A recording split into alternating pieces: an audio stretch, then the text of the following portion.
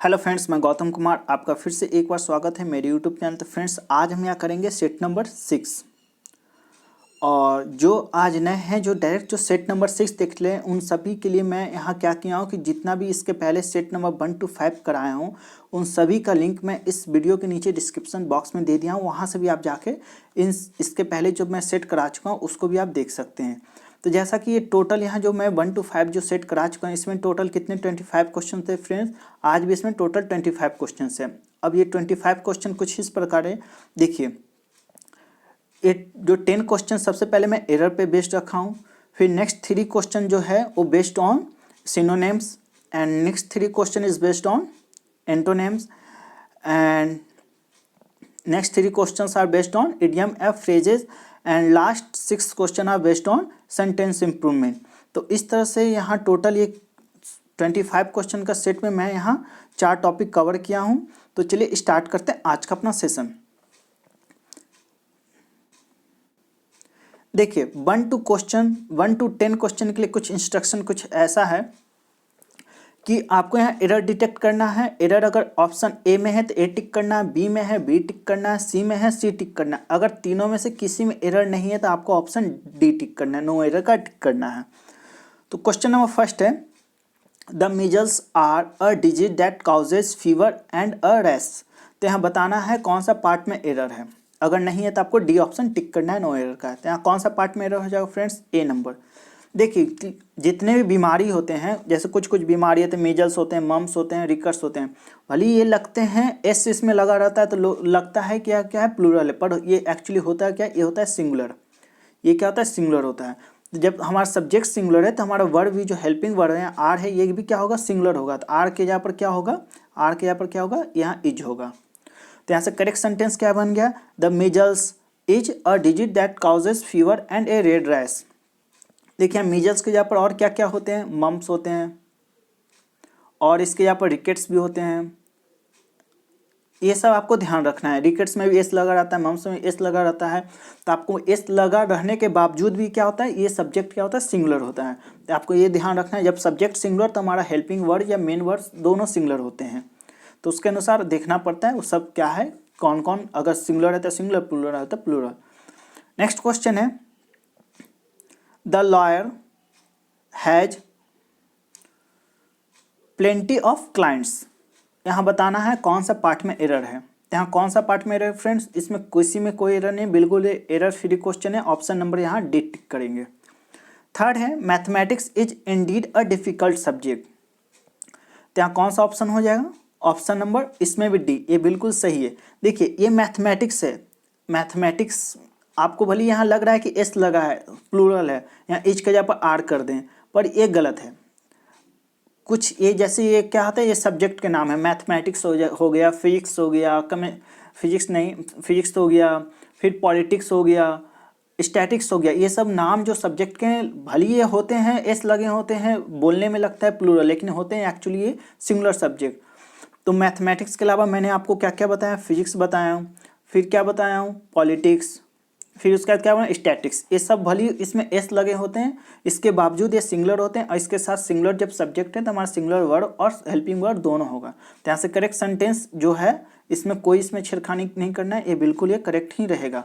तो mathematics is indeed a difficult subject. Next question है 4, we went to the station to see a friend who was living for a Mumbai. यहाँ बताना है कि कौन सा पार्ट में एरर है। तो देखिए, हमने यहाँ आप सेंटेंस पढ़िएगा कि स्टेशन गए थे, किस चीज़ के लिए गए थे, टू सी ऑफ, मतलब सी ऑफ मतलब होता है कि किसी एक फ्रेंड को छोड़ने गए थे। तो यहाँ ये ऑफ नहीं होगा, ये कौन सा ऑफ होगा, डबल ऑफ होगा। ये डबल ऑफ का मतलब होता है अलगाव का भाव होता है, मतलब यहाँ सी ऑफ होगा। क्या होगा इसका एरर, कौन सा पार्ट में है, बी पार्ट में एरर है। तो सी एक एफ की जगह पर यहाँ डबल ऑफ होगा। तो यहाँ से करेक्ट सेंटेंस क्या बन गया, we went to a station to see off a friend who was living for a Mumbai. Next question है, he is the better goalkeeper in the team. He is the better goalkeeper in the team. D portion है, no error है। तो इस type का friends मैं अभी पिछले set number 5 में भी इस टाइप का एक क्वेश्चन कराया हूँ। तो देखिए, यहाँ एक बताया जा रहा है कि देखिए बेटर लगा दिया है, बेटर जब लगाएं तो बेटर हम तब लगाते हैं एक कंपैरेटिव डिग्री, कंपैरेटिव डिग्री मतलब दो लोगों का होना जरूरी थी, यहाँ एक ही लोग है, तो एक लोग को बताया जा रहा है ये सर्वश्रेष्ठ है, तो किसी भी चीज़ को सर्वश्रेष्ठ बताने के लिए हमको क्या करना पड़ेगा, उसका सुपरलेटिव डिग्री लेके जाना पड़ेगा। तो एरर तो बी में है, तो यहाँ बेटर के जगह पर क्या हो जाएगा, यहाँ बेटर के जगह पर फ्रेंड्स क्या हो जाएंगे, बेस्ट होगा, जैसे गुड बेटर बेस्ट, तो यहाँ पर क्या होगा, बेस्ट होगा, मतलब ही is the best goalkeeper in the team. और बेस्ट ये क्या है, सुपरलेटिव डिग्री है, सुपरलेटिव डिग्री के पहले क्या होता है, आर्टिकल द का प्रयोग होता है, जो यहाँ ऑलरेडी क्वेश्चन में दिया हुआ है, तो यहाँ से इसका ये हो गया इसका correct sentence, he is the best goalkeeper in the team. Next question है the principal export from Brazil to coffee, तो यहाँ बताना है कौन सा पार्ट में एरर है, ऑप्शन नंबर ए। देखिए ये क्या है, ये प्रिंसिपल है, ये ध्यान रखना है, ये प्रिंसिपल मतलब क्या होता है, सिद्धांत। यहाँ कौन सा प्रिंसिपल लगाना है, या प्रमुख वाला लगाना है, प्रमुख वाला मतलब प्रिंसिपल की जगह पर ये कौन सा प्रिंसिपल होगा, यहाँ पर प्रिंसिपल ये वाला होगा, इसका इस प्रिंसिपल मतलब क्या था, प्रमुख। The principal export from Brazil is coffee, मतलब ब्राज़ील का जो प्रमुख एक्सपोर्ट है वो क्या है, कॉफ़ी है। तो आपको ये ध्यान रखना है कि ये थोड़ा सा मीनिंग में भी आपको ध्यान रखना है, और प्रिंसिपल और ये दोनों प्रिंसिपल में आप ये अंतर यहाँ बिल्कुल ध्यान रखिएगा। ये प्रिंसिपल मतलब क्या होता है, प्रमुख होता है, और इस प्रिंसिपल मतलब क्या होता है, सिद्धांत होता है। नेक्स्ट क्वेश्चन है there is a 50% a chance of rain forecast for today, D portion है, नो एरर है, तो यहाँ बताना है कौन सा पार्ट में एरर है। तो फ्रेंड्स ये बिल्कुल ये एरर फ्री क्वेश्चन है, यहाँ ऑप्शन नंबर डी टिक करना पड़ेगा, नो एरर का। 8 है the father as well as the sons were present at the executive committee meeting of the company. वो देखिए यहाँ भी बहुत ही इंटरेस्टिंग रूल है, ऑप्शन नंबर किस में एरर है, बी में एरर। क्या एरर है, देखिए यहाँ वर्ग के जगह पर क्या होगा, वॉज होगा, क्यों हुआ इस बात को समझिए। देखिए कभी सेंटेंस में एज वेल एज लगा हो, इसके पहले मैं करा चुका हूँ, एज वेल एज रहता है, विथ रहता है, या टुगेदर विथ रहता है, या एलोंग विथ रहता है, ये सब जितने भी वर्ड अगर रहते हैं तो इसके पहले जो सब्जेक्ट है, इसके पहले सब्जेक्ट के अनुसार हमको वर्ब को लाई कराना पड़ता है। अगर इसके पहले अगर सब्जेक्ट सिंगुलर है तो हमारा वर्ब या मेन वर्ब क्या होता है, सिंगुलर होगा। अगर ये प्लूरल है तो हमारा वर्ब या मेन वर्ब जो हेल्पिंग वर्ड और मेन वर्ब वो क्या होता है, सब प्लूरल होते हैं। तो यहाँ ये द फादर है, द फादर क्या है, सिंगुलर है, सिंगुलर के लिए हम वर्ब का प्रयोग नहीं करते हैं, वॉच का करते हैं, इसका यहाँ वर्ब को हटा के हम वॉच का यूज किए हैं। तो यहाँ से करेक्ट इसका सेंटेंस क्या बन गया, the father as well as the sons was present at the executive, ये हो गया इसका करेक्ट सेंटेंस। अगर आपको यहाँ देखिए अगर ये सन्स देख लिया तो इसके अनुसार तो ऐसा ही होगा, लेकिन ध्यान क्या देना है इसके पहले वाला के, इसके पहले अनुसार एज वेल एज रहे, विथ रहे, टुगेदर विथ रहे, एलॉन्ग विथ रहे, ये सब के साथ क्या होता है, पहले वाला के अनुसार हमको सब्जेक्ट के अनुसार को वर्ब को लाइक कराना रहता है। नेक्स्ट है providing that the weather is good we shall go out shortly after lunch, D portion है, नो एरर है। तो कौन सा पार्ट में हो जाएगा, ए में हो जाएगा। क्या हो जाएगा, देखिए प्रोवाइडिंग नहीं होगा, प्रोवाइडिंग के जगह पर क्या होगा, प्रोवाइडेड। प्रोवाइडेड मतलब क्या होता है, बशर्ते, मतलब शर्त है कि जब अगर वेदर मौसम बढ़िया होगा तभी हम लोग जाएंगे, जल्दी ही जाएंगे, कहाँ, बाहर जाएंगे लंच के लिए। तो प्रोवाइडिंग के जगह पर क्या होगा, प्रोवाइडेड। प्रोवाइडेड का मतलब होता है कि शर्त यह है कि जब बढ़िया वेदर होगा तभी हम लोग बाहर लंच के लिए जाएंगे, अन्यथा अदरवाइज नहीं जाएंगे। तो करेक्ट सेंटेंस इसका बन गया provided that the weather is good we shall go out shortly after lunch. Next है according to Greek mythology the Perseus is son of Jesus god of sky, D portion है, क्या है, error का है। तो बताना है कौन सा पार्ट में एरर है। फ्रेंड्स यहाँ पर ये एस नहीं होगा, ये बी ऑप्शन होगा, उसके यहाँ पर एस लिखा गया है, ये टाइपिंग मिस्टेक है। तो यहाँ कौन सा पोर्शन में एरर है फ्रेंड्स, ऑप्शन नंबर बी। क्या है, देखिए ये परसेम है, इसके पहले आर्टिकल द का प्रयोग नहीं होगा, बस द हटा देंगे तो ये क्या हो जाएगा, ये मेरा जो सेंटेंस है ये बिल्कुल करेक्ट हो जाएगा। According to Greek mythology Perseus is son of Jesus god of the sky, ये हो जाएगा इसका करेक्ट सेंटेंस। नेक्स्ट जो 3 क्वेश्चन है 11, 12, 13, ये क्या है, आपको सिनोनिम्स बताना है, मीन्स आपको best express meaning of the word given word बताना है। तो 11 है इंसिस्टेंस। इंसिस्टेंस मतलब क्या होता है, किसी चीज़ पर जोर देना, मतलब होता है कि इंसिस्ट करना, जोर देना। और इंसिस्ट के साथ जो प्रीपोजिशन है मैं एक्स्ट्रा बता रहा हूँ, ऑन का प्रयोग होता है, इंसिस्ट ऑन। तो यहाँ कौन सा ऑप्शन हो जाएगा? ऑप्शन नंबर सी, अर्ज करना मतलब अनुरोध करना, विनती करना, जोर देना, ये हो गया इसका सिनोनिम्स। रिलाय मतलब क्या होता है? डिपेंड करना। रिकॉग्नाइजिंग मतलब होता है पहचान करना। लाइन मतलब तो आपको पता ही है। 12 है क्यूअर। क्यूअर मतलब क्या होता है? अजनबी। और अजनबी को इंग्लिश में और भी सिनोनिम्स क्या होता है? ये 4 में से आपको बताना है, कौन सा हो जाएगा? ऑप्शन नंबर ए, स्ट्रेंज। स्ट्रेंज मतलब भी क्या होता है? अजनबी होता है। क्यूल मतलब क्या होता है? क्यूल मतलब होता है कि चिड़ियों के जो पंख से जो पना जो पेन होता है उसको क्यूल कहते हैं। पियर मतलब होता है, देखिए पियर और पीप मतलब ध्यान दीजिएगा। पियर मतलब होता है कि ध्यान से देखना, इसका मतलब क्या होता है? ध्यान से देखना। और अब पीप मतलब होता है कि चुपके से झांकना। किसी को आप चुपके से अगर झांक रहे, चुपके से देख रहे हैं तो उसको क्या कहेंगे? पीप कहेंगे। और किसी चीज़ को ध्यान से देखना को क्या कहते हैं? पियर कहते हैं। 13 है इमेंसिपेट। इमेंसिपेट मतलब क्या होता है? मुक्त कर देना होता है। और इसका एक और सिनोनिम्स क्या होता है? Liberate. Option number B, emancipate मतलब क्या होता है? मुक्त कर देना। और इसको और भी क्या होता है? लिबरेट होता है। ओल्ड मतलब आपको पता है पुराना। इमिट मतलब होता है निकलना। वॉर्न आउट मतलब होता है घिसा पीटा, मतलब ऑब्सोलीट, इसको घिसा पीटा। वॉर्न आउट, ओल्ड सब एक ही है, ये सब का मीनिंग एक है, ओल्ड या वॉर्न आउट। नेक्स्ट जो क्वेश्चन है 14, 15, 16 में आपको यहाँ क्या बनाना है? अपोजिट मीनिंग बनाना है, मतलब एंटोनिम्स बताना है। 14 है सेन। सेन का मतलब क्या होता है? समझदार। अब समझदार का उल्टा क्या होगा? पागल। पागल को इंग्लिश में क्या कहते हैं? मैड। कौन सा ऑप्शन हो जाएगा? ऑप्शन नंबर ए। सीरियस आपको पता है। पैशनेट मतलब भी आपको पता है।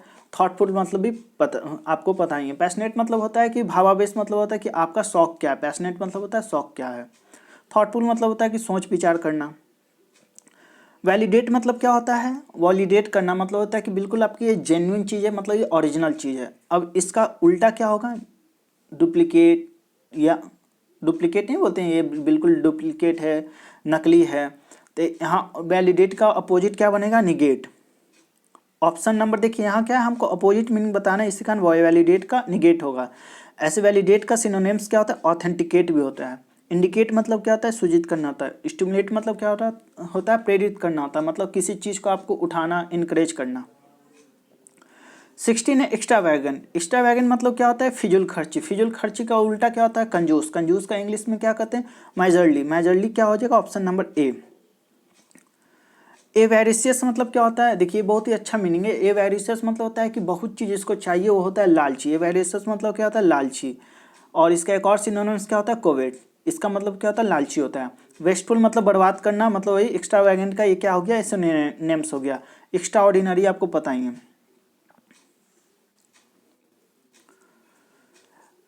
देखिए क्वेश्चन नंबर 17, 18, 19 के लिए इंस्ट्रक्शन ये है कि ये इडियम एंड फ्रेज पे बेस्ड है। और इडियम एंड फ्रेज जहाँ भी सेंटेंस में मैं उसको क्या किया हूँ? बोल्ड भी किया हूँ, साथ साथ उसको अंडरलाइन किया हूँ। आपको इसका यहाँ मीनिंग यहाँ 4 में से गिवन ऑप्शन में से आपको बताना है कि कौन सा ये इसका मीनिंग होगा। क्वेश्चन नंबर 17 है she brought up the orphans as her own child. Orphans मतलब होता है अनाथ बच्चे को, जो अनाथ होते हैं, जिसके माँ बाप नहीं होते, उसको अनाथ कहते हैं। She brought up the orphans as her own child. तो यहाँ बताना है क्या होगा? Option number A, B, C, D में कौन सा हो जाएगा? ऑप्शन नंबर बी, रियट करना। रियट मतलब होता है कि पालन पोषण करना, उसको क्या कहते हैं? रियट करना होता है। रियट करना का और भी जैसे मीनिंग होते हैं, पालन पोषण करना।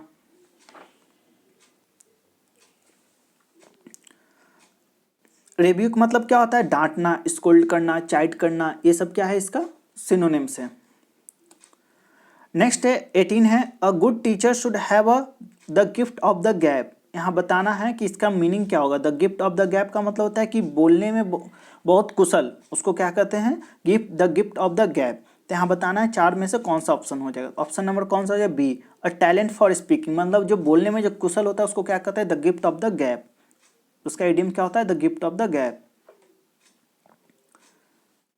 नेक्स्ट 19 क्वेश्चन है it was a red letter day for him because he was elected president. A red letter day मतलब होता है कि बहुत ही डिफिकल्ट वाला, मतलब मुश्किल भरे दिन को क्या कहते हैं? Red letter day. तो यहाँ से इसका क्या हो जाएगा मीनिंग? और डिफिकल्ट एंड प्रॉब्लमेटिक डे को क्या कहते हैं? अ रेड लेटर डे। ये हो जाएगा ऑप्शन नंबर बी इसका।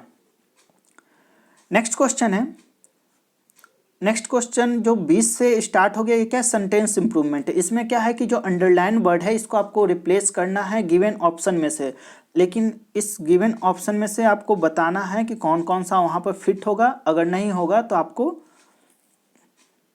एक्चुअली इसमें क्या है कि नो इम्प्रूवमेंट का है नहीं, इसमें क्या है कि आपको यहाँ 4 ऑप्शन ही है, लेकिन कुछ किसी में नो इम्प्रूवमेंट का भी है। तो आपको यहाँ बताना है कि यहाँ जो इसके जगह पर क्या होगा, ये 4 ऑप्शन में से आपको बताना है। ये सेंटेंस इंप्रूवमेंट का। क्वेश्चन नंबर 20 है, he was a negative effect on teenagers. तो देखिए बहुत ही इंटरेस्टिंग क्वेश्चन है, आप इसको ध्यान रखिए।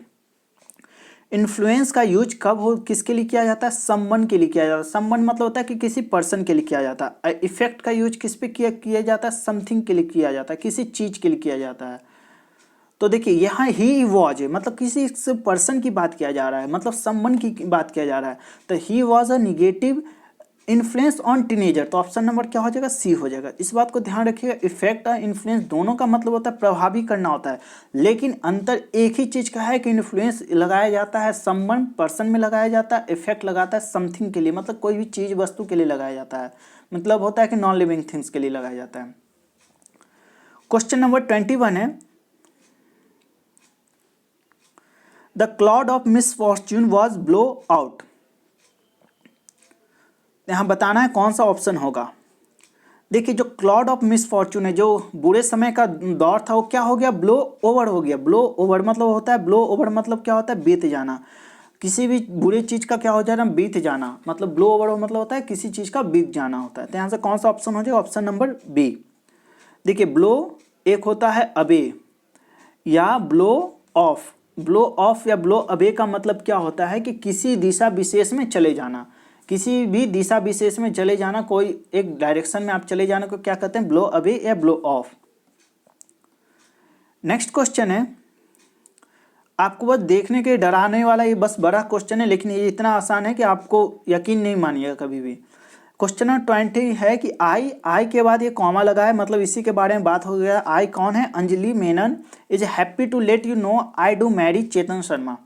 तो ये पूरा ये अंडरलाइन शब्द यहाँ बताना है कि ए बी सी, अगर नहीं होगा, अगर ये सही है तो डी इम्प्रूवमेंट नो इम्प्रूवमेंट टिक करना है। तो देखिए कौन सा ऑप्शन हो जाएगा।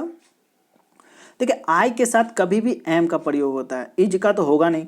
तो देखिए आई के साथ है इज है, ये खत्म, पहला नंबर खत्म, दूसरा नंबर ही खत्म, आई के साथ इज है। सी नंबर है, आई के साथ एम है। तो I Anjali Menon I am happy to let you know that I will marry, किससे मैरी करना है, चेतन शर्मा से मैरी करना है। तो ये हो गया इसका correct sentence, option number C. Next question है, the picture needs to enlarge to bring out the details clearly. यहाँ बताना है कि कौन सा ऑप्शन होगा। देखिए फ्रेंड्स, यहाँ एक रूल है कि टू के साथ हमेशा वर्ब का फर्स्ट फॉर्म लगता है, ये तो हो गया पहला बात। दूसरा, टू के बाद अगर बी अगर यूज होता है तो हमेशा उसके बाद वर्ब का थर्ड फॉर्म आता है। तो देखिए टू के साथ यहाँ इनलार्ज है, अगर नो इम्प्रूवमेंट का रहता तो हम टिक कर सकते हैं, लेकिन यहाँ आपको बताना ही बताना है कि कुछ ना कुछ होगा, समथिंग इज रिप्लेस होगा। तो देखिए यहाँ पर 2 + V1, ये तो रूल एप्लीकेबल यहाँ किए, तो यहाँ नो इम्प्रूवमेंट है नहीं, तो वो टिक नहीं कर सकते। अब ऑप्शन नंबर ए में देखते हैं, 2B के साथ क्या लगता है, वर्ड का थर्ड फॉर्म हो गया, तो वर्ड का थर्ड फॉर्म के लिए यहाँ इनलार्ज होगा, तो इसका ए गलत हो गया। टू मेड इनलार्ज, ए भी गलत हो गया। टू इनलार्ज, ये ऑलरेडी क्या है, ये सेम चीज लिखा गया है, तो यहाँ पर क्या रिप्लेसमेंट हमको क्या बताना है। देखिए यहाँ पर थोड़ा टाइपिंग मिस्टेक है, यहाँ इनलार्ज्ड होगा, क्या होगा, यहाँ इनलार्ज्ड होगा, तो ये भी गलत हो गया, क्योंकि टू के बाद हमेशा वर्ड का फर्स्ट फॉर्म आता है। ऑप्शन नंबर डी बचा, तो वही ठीक होगा। देखिए टू के बाद अगर वी अगर रहता है तो उसका वर्ड का थर्ड फॉर्म हो गया, टू बी इनलार्ज्ड। तो यहाँ से करेक्ट सेंटेंस इसका क्या बन गया, the pictures need to be enlarged to bring out the details clearly. Next question है, it is danger to cross the road unmindfully. यहाँ बताना है कि इट इज़ डेंजर किस चीज़ से रिप्लेस होगा, it is full of dangerous, it is dangerous, there is danger, या there will be danger. यहाँ कौन सा ऑप्शन हो जाएगा friends, it is dangerous, option number B. It is dangerous to cross the road unmindfully. 25 question है, Miss Daily is angry the student. यहाँ at लगेगा, with लगेगा, इन लगेगा, फॉर लगेगा। इस चीज को आपको बताना है। देखिए यहाँ भी एक रूल है, एंग्री विथ का प्रयोग हम लोग किसके लिए लगाते हैं? समवन के लिए लगाते हैं, मतलब समवन किसी व्यक्ति के लिए लगाते हैं। और